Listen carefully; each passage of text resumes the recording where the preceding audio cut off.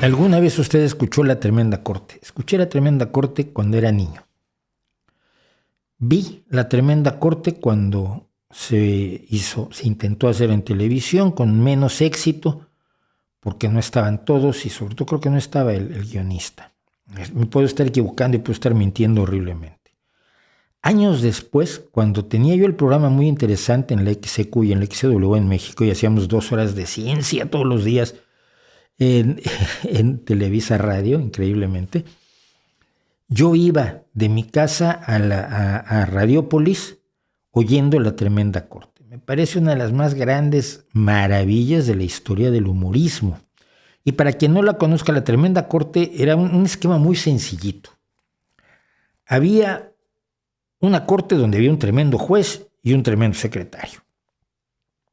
Y todos los días a este tribunal acudía distintas personas, pero sobre todo Luz María Nananina, que era una mujer cuarentona, calculamos más o menos, y un españolazo maravilloso que era Rudecindo, y algunas otras personas que iban a acusar de algún fraude, estafa, timo, embuste o engaño a José María Tres Patines. José María se llamaba. No me acuerdo si era José María, pero era Tres Patines. Y el sketch siempre era descubrir cómo había hecho la trampa Tres Patines. Tres Patines se defendía con una gracia extraordinaria. El guionista era verdaderamente magistral. Se burlaba de la gente. Era el clásico listo y el clásico pícaro de su personaje de la literatura común, de lo más común, pero muy bien desarrollado. Y cómo sacaba de sus casillas a quien había estafado. Rudecindo Caldeira y Escoviña se llamaba además porque era gallego.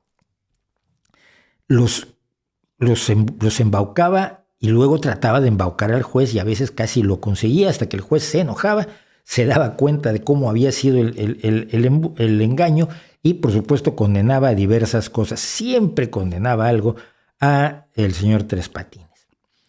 Eran sketches, yo no me acuerdo si de 15 minutos o algo así, pero era una verdadera maravilla, una cosa absolutamente deliciosa y absolutamente recomendable.